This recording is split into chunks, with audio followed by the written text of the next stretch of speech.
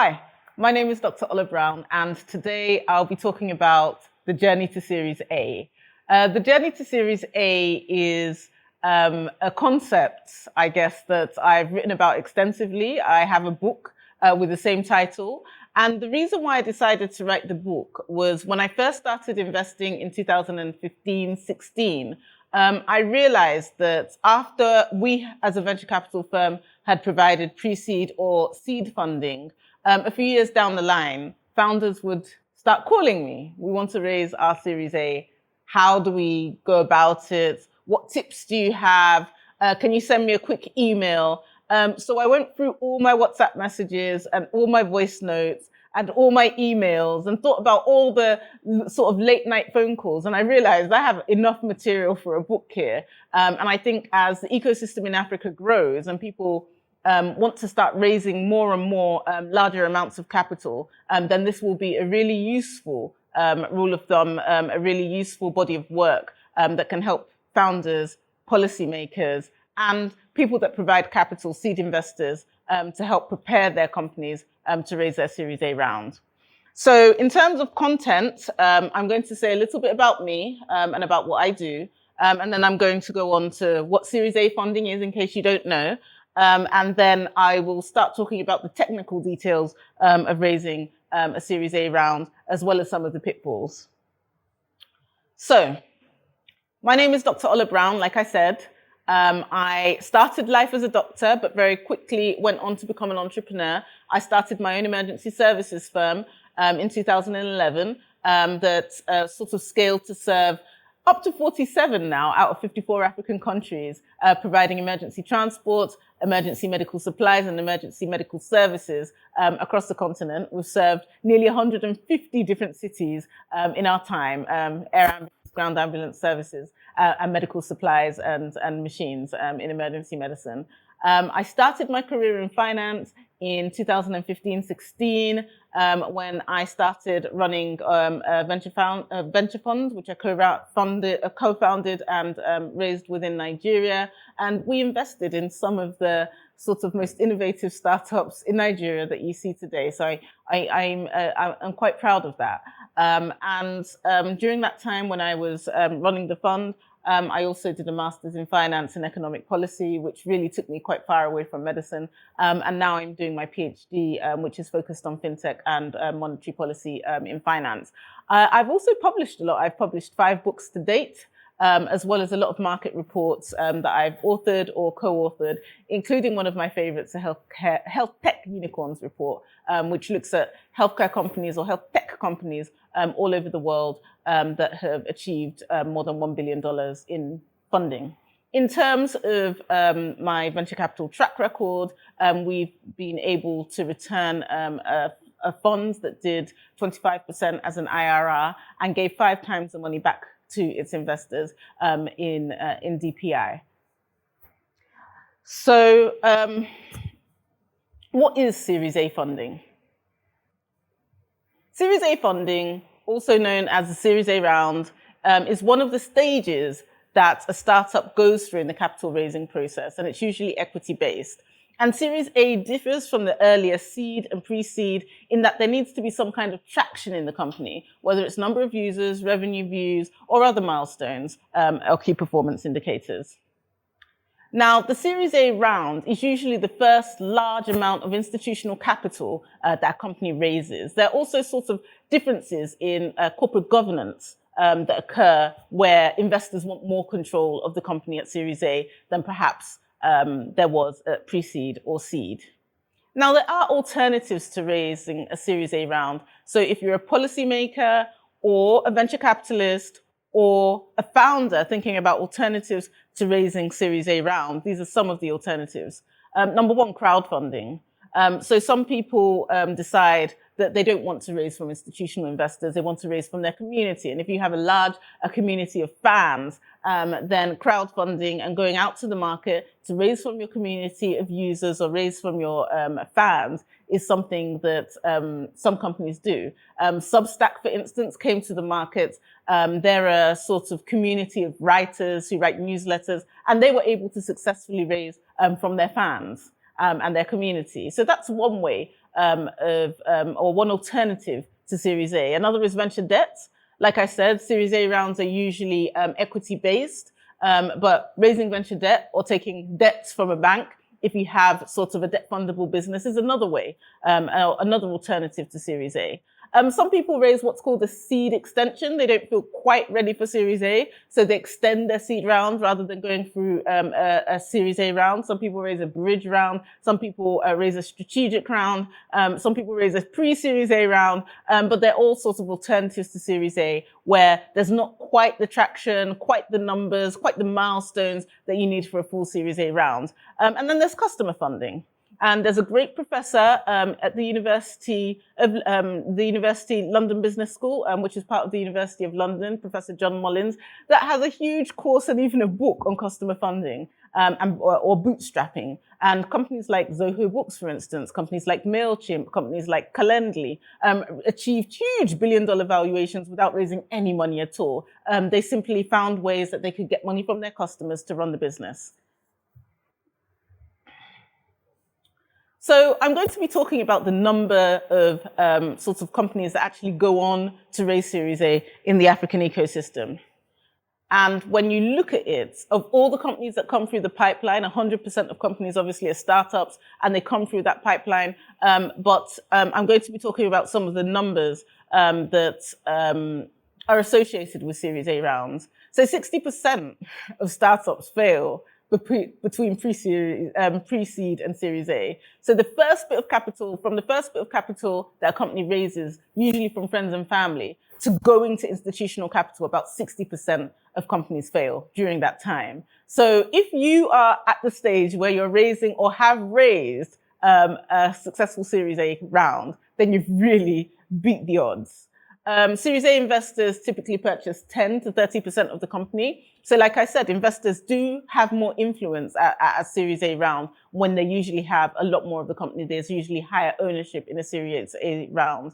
Approximately 25% of companies that raise a Series A round, raise a seed round successfully, raise a Series A round. That means that 70% of companies that raise a seed never get to Series A. That's a big number. So it's something to think about and something to congratulate yourself on if you've gotten to that Series A stage. And this is just sort of a visual demonstration of those numbers in Africa, where you see this huge end of the funnel at pre-seed and seed, and by the time you get to Series A, it's significantly narrowed. By the time you get to Series B, it's barely existent.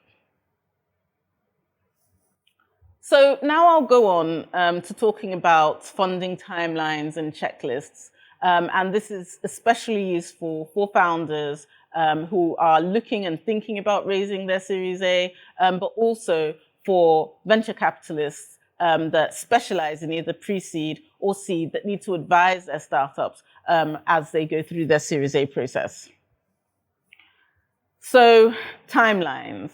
I would say in this fundraising environment, dedicate 18 to 24 months to the Series A process. So that means don't think about going to the market and raising in 3 months. If you raise earlier than that, that's great. But make sure that you have a runway of cash that can last 18 to 24 months, because this is a very difficult fundraising period. I'm talking in 2020 today. So give yourself enough time to prepare to go to the market, be in the market for a significant amount of time. And if you raise earlier, that's great. But give yourself that leeway so you're not running out of money whilst trying to raise.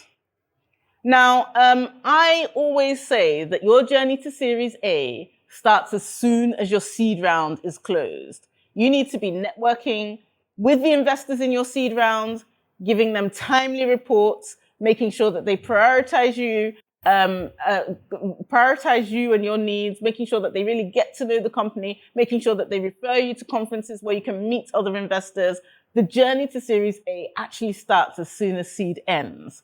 Start putting together your investor wish list. So investors that you'd love to have on your cap table, put together a list of them and speak to your team and start working on your compliance. So as soon as your seed round is closed, I would say start organizing yourself towards Series A as well. Start making sure that you have the right documentation, the right auditors, and I'll speak about all of these things later, but start thinking about compliance for Series A. When you're at 15 months, it might be time to hire a few consultants and put your documents together in your data room and start the initial sort of iterations for your deck. Building the deck is a live document, so you'll continue to build it until you close your Series A round, and you'll continue to build different decks for different types of investors, and you'll continue to receive feedback on your deck throughout your fundraising process. But at least the initial iterations of the deck should be starting by this point. The big data room offsite meeting. Get as many people in the room as possible, your investors, your angels, experts, people that have done it before, anybody that will work for you for free, to look through your documents quite carefully to make sure that you're not missing anything, because you want to go to market completely prepared. You want to arrive at the door of your Series A or potential Series A investors with every possible thing that they could want. So you're not sort of running around after they've asked you for documents that you don't have and spending an additional few months on trying to get the documents together. Start your investor roadshow probably at 10 months before when you want to close. And you're knocking on doors, you have your investors, you've been introduced to them, you've sort of given them an idea, you've been nurturing them since when you finished your seed round. So these should be people that know, like, and trust you and are a bit familiar with you. Track every investor interaction and follow up with every investor at the time that they've asked you to follow up or the time that you've promised to follow up. So that's sort of a brief overview of a fundraising timeline that you'd need to bear in mind. Like I said, 18 to 24 months. Give yourself that time. Don't put yourself under unnecessary levels of stress. And if you close before the time, that's great. But if you don't, then you know that you have that leeway. You know that you have that flexibility. So what are the sort of big buckets things that should be on your Series A fund checklist? Number one, making sure that you have a plan, you have a timeline, you have a process, you have a sort of picture, like I put, where you have certain milestones that you want to hit at certain times. So like something like on the last slide, where you say, you know, I've divided this thing up into 6-month or 3-month slots, and this is where I want to be at every point in time. Communication with employees is really important. You might be changing roles a little, you might be out of the office a little, and you're a little more. And by that time, you should have developed a team or an operational team that can sort of compensate for some of the times that you'll be out of the office while you are fundraising. The big bucket of things here is your data room. Making sure that you can put together or have put together a good data room, and it will be a team effort. And that's why communication with your employees are important. Communication with your employees is important. And then a big bucket again is the compliance bucket. And I'll be digging much deeper into all of these buckets, but I just wanted you to have sort of the big ideas first in terms of the buckets for Series A. And the third one is compliance, making sure that your taxes, HMOs, staff pensions, employee contracts, minutes of board meetings, etc., are all sort of done. And are done to the right standard and are accurate. So the big buckets that you have to think about when you're raising your Series A, these are the big, I'll still go into detail about the items in each bucket, but just to talk about the big overview: fundraising, communication with your employees, your data room, and compliance.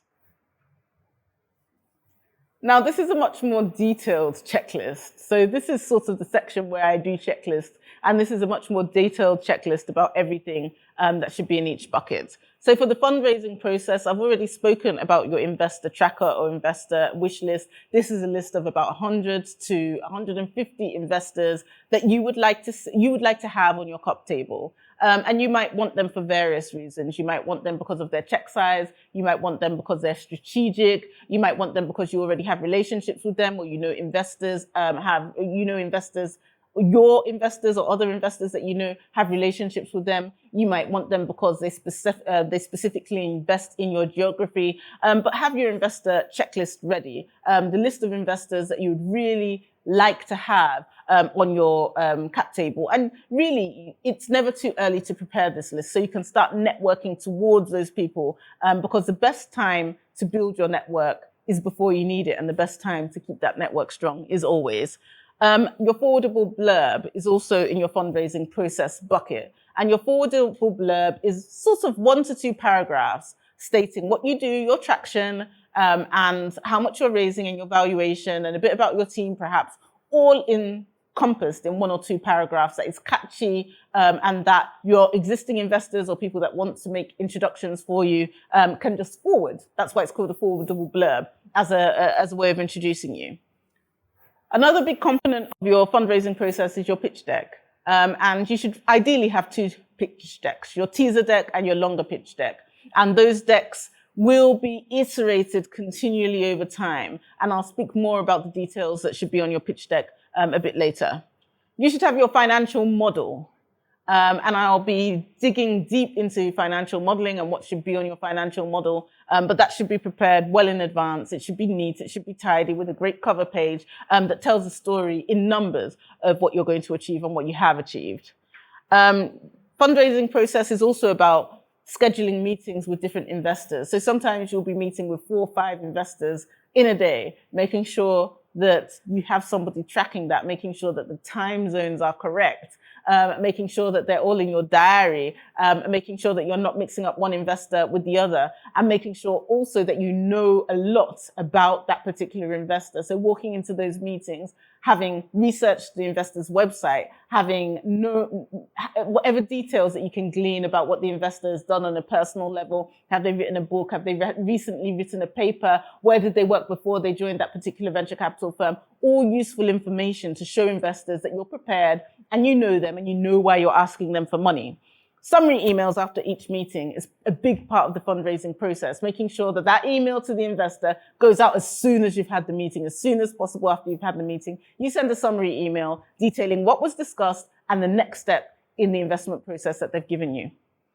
Communication with employees is also, I put under the fundraising process bucket, which is making sure that you communicate with your team so they know that they're in fundraising mode and know that you might not always be available for the operational duties that you would do on a day-to-day basis in the company because you're in fundraising mode, and letting them know that that investors may want to speak to them, may want to interview them, and them being ready and having sort of the sort of level of charisma that is needed to speak to investors, and understanding some of the things that investors, or some of the questions that investors might ask them.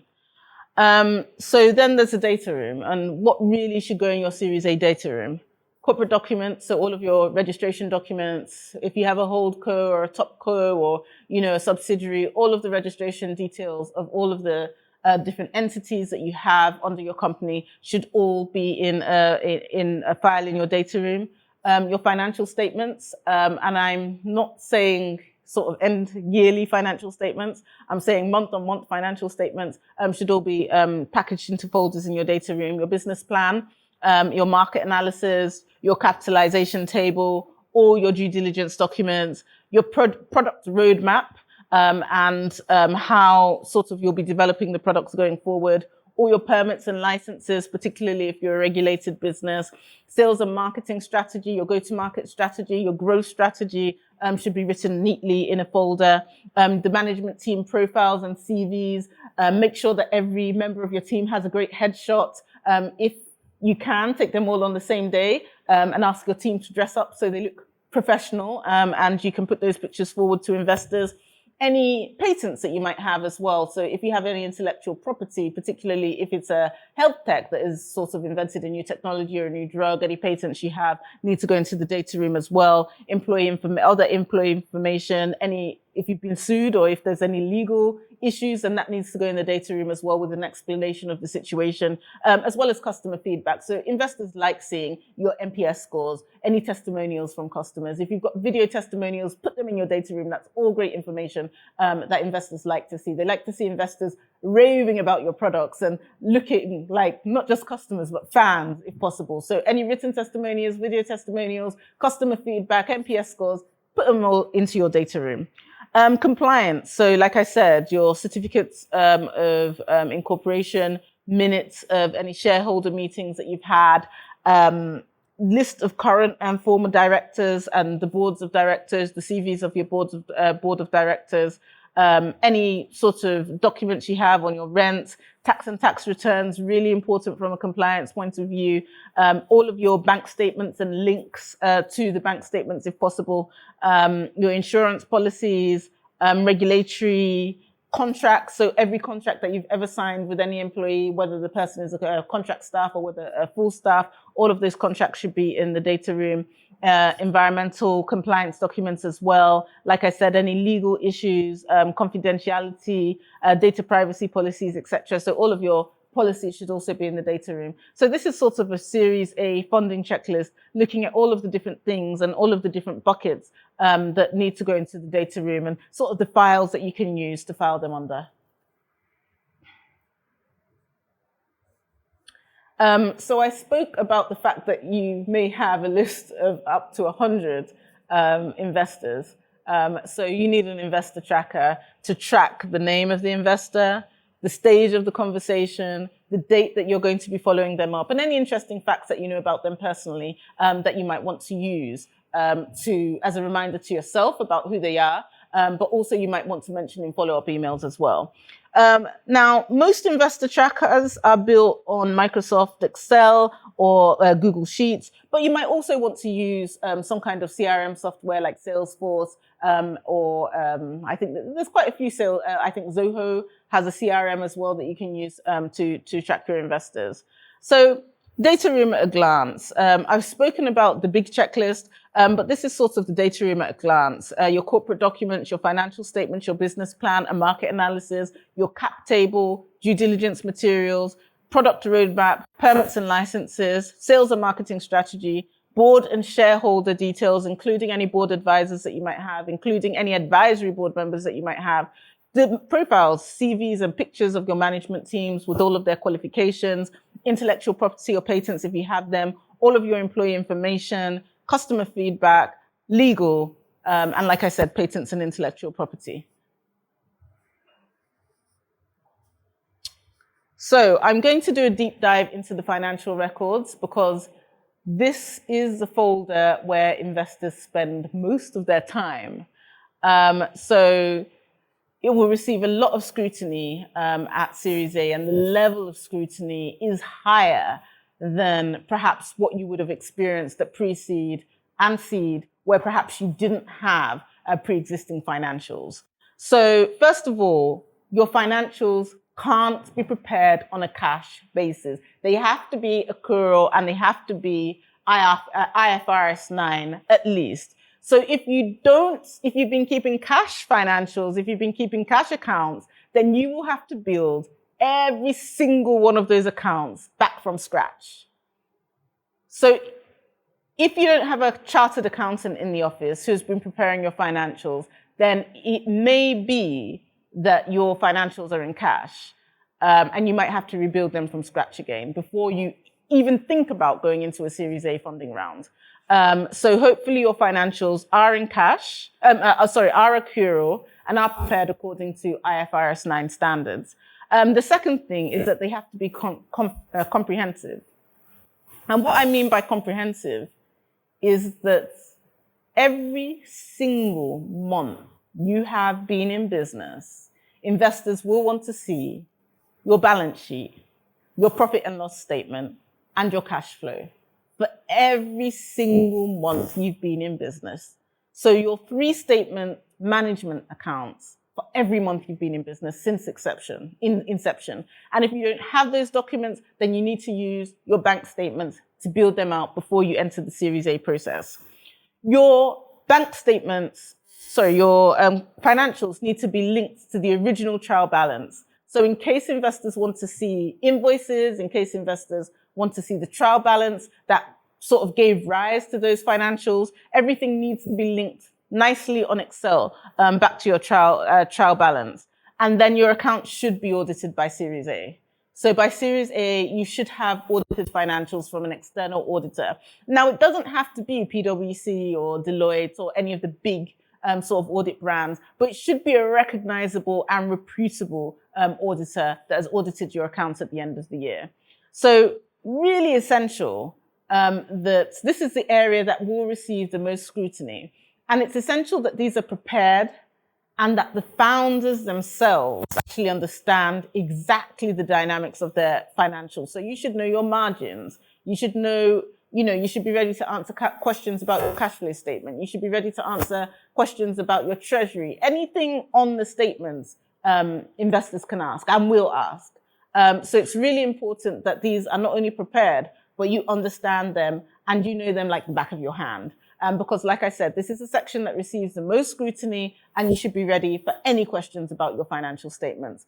So please, please, please don't go into a Series A fundraising process without all of these financials prepared, like I said, to IFRS 9 standards. Your accounting software should be accessible because they might want to look through the accounting software as well and see how you inputs and how your sort of accounting system works. So your financial software should be accessible. Your bank statements, you might get a request to have them notarized because some people's bank statements don't really tally with their accounts. So you might need to have your bank statements notarized by sort of a legal professional that can sort of attest to the fact that those bank statements are real, and then they might be compared with your management accounts.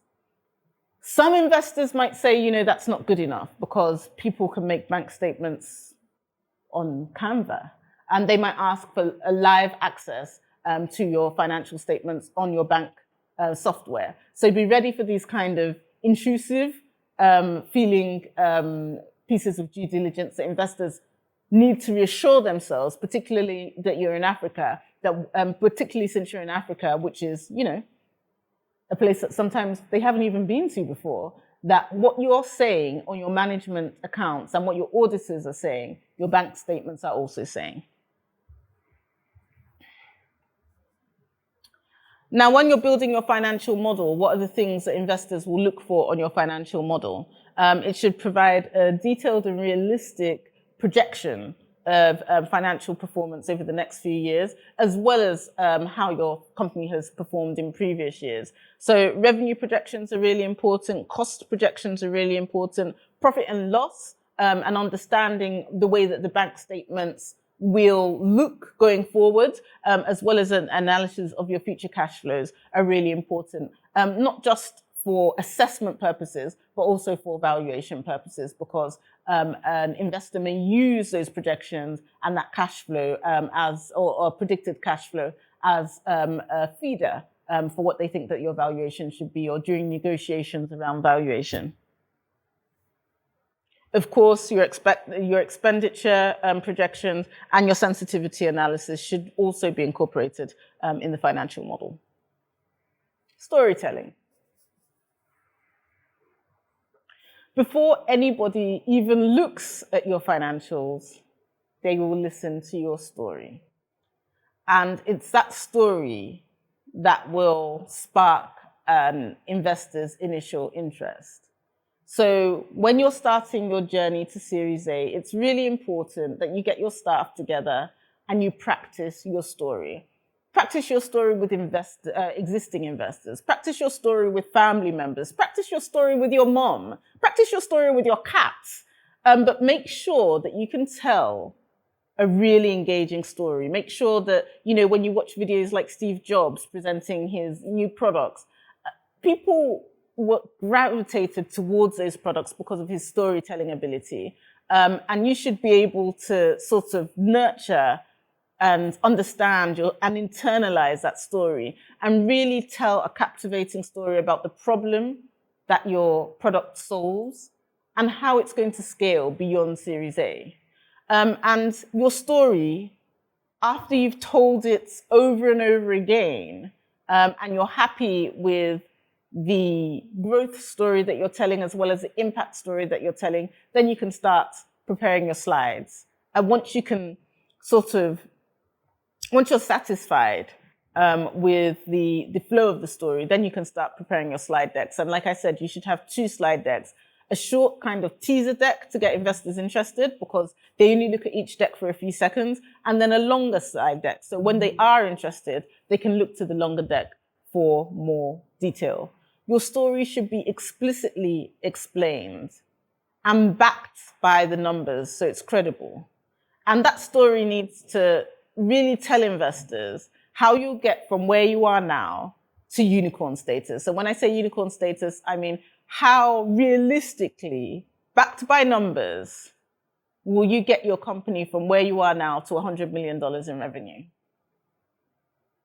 How many users will you need? How many customers will you need? And how much will you need each customer to pay? And what will be your go-to-market strategy to achieve that? So it needs to be that crystal clear. So investors can really understand and believe credibly that this company can become a $100 million company. So focus on the problem and the solution. Highlight your traction and your progress. Articulate the market opportunity, the size of the market, the growth rate, the target audience, your niche, and emphasize on your team, the team that's going to deliver this, the team, the qualifications of your team, where they've worked before, what they've done, some personal stories, especially when you're storytelling. Make your team champions. And what you should emphasize in your deck is the most impressive thing. So if you have great margins and great profit, put that first. If you have a great team, put that up front. Whatever is most impressive about the company, make sure that you emphasize that in your deck and in your story. Key team members to involve in Series A. My favorite definition of entrepreneurship is being able to achieve something that one person couldn't possibly achieve alone. So this next section is going to talk about team members to involve in your Series A round. So the main team members that you should be bringing in really early on your journey to Series A are your head of sales and marketing, your head of human resources, of course your head of finance will play a massive role, lead engineer, head of product, and chief of staff if you have one. Keeping key team members of your leadership team abreast of the fundraising efforts is important for two reasons. Number one, they will be populating your data room with documents from their different departments, and they will also be interviewed by prospective investors during the due diligence process to assess key man risk and make sure that they're competent. So like I said, these are the different roles that your team members will be playing in your Series A. So your head of sales and marketing will need to be able to explain to investors how they intend to meet the targets for growth. Your head of human resources will be required to submit your HMO details, your pension details, employment contracts, and investors might also ask your head of HR what talent the Series A funding will be used to recruit and what kind of personas or archetypes are you looking for specific roles. So make sure that those are all in the data room, your current team and the team, the kind of hires and the avatars or the avatars of future hires that you might need to make. Your lead engineer. The due diligence process for Series A sometimes involves a code audit or a software audit. So your lead engineer will be needed to answer technical questions about your proprietary software. Your head of finance or CFO is extremely instrumental during your Series A round, absolutely critical, because they will be able to, they will be responsible for submitting your statements of accounts, your audit records, your tax records, projections, financial models, ratio analyses, etc. So they're super, super important to have your finance team on board. Your head of product will talk to your investors about your product pipeline, walk your investors through demos, comment on the user experience and the ratings, if it's an app, the ratings on the Google, on Google or Android, and customer satisfaction, as well as customer service. And your chief of staff will be a bit like an octopus or a spider.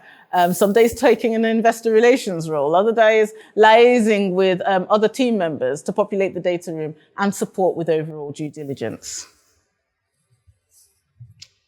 Last section. Series A pitfalls. I've seen a lot of Series A's, and these are some of the mistakes that I've seen founders make during their Series A round. Number one, low or no budget. Series A or raising Series A isn't free. Sometimes you need to spend a bit of money to raise money, so you might need to pay your auditors, you might need to pay an extra accounts sort of officer that can help and assist your CFO with preparing your accounts. You might need to prepare consultants. So having the right budget for Series A, graphic designers to put together your deck and to put together some of the documents. So make sure that you have a budget for your Series A. Number two, sometimes you go into somebody's data room and there's documents all over the place and it's really hard to navigate. And all the documents are ugly and poorly put together. So if you need to bring in a graphic designer, do for like 3 months on a 3-month contract so that every document has your logo, every sort of policy and procedure is properly presented in PDF. It's all very uniform. They all have the same colors. All the contracts look beautiful. I can remember when Steve Jobs was talking about why he hired a lawyer into Apple as sort of one of the first employees. And he said it's because the contracts looked good. She didn't only know the legal work, but she presented it well. And I think, investors are more emotional than one might think. And if the data room looks like, messy and there's documents everywhere and they're all sort of, not very well organized and some are in PDF and some are in Word and, some are in something that they can't even open and, the financial model just doesn't look good. There's no cover page, there's no descriptions, then it creates a bad impression. So take your time to prepare nice looking documents to put in your data room. Organize the data room into different folders that are labeled and make sure you might even want to create an email when you're submitting your data room that has the folders and the subfolders in the body of the email to make it easier for investors to navigate when they're doing due diligence. The biggest one is poor financial record keeping, where people go to markets and get on the road without proper financial records. And they're asked questions for monthly statements or for their trial balances or for their audited accounts, and they simply don't have them. So I would say, get an external consultant to look at your accounting process end to end. And if there are any gaps to be filled, fill that before you go on the road. Because you only have one chance to make a really good impression with investors, particularly in this funding environment. So don't blow it. When you're going to market, make sure that you have pristine financial records that are easy to understand and which you have internalized and can speak to. Time allocation. Series A fundraising actually does take a lot of time. And people think they can be in and out of the market in 1 to 2 months. If you're very lucky, yes, but usually, like I said, you should be allocating 18 months at the very least to your Series A fundraise. Unprepared founders.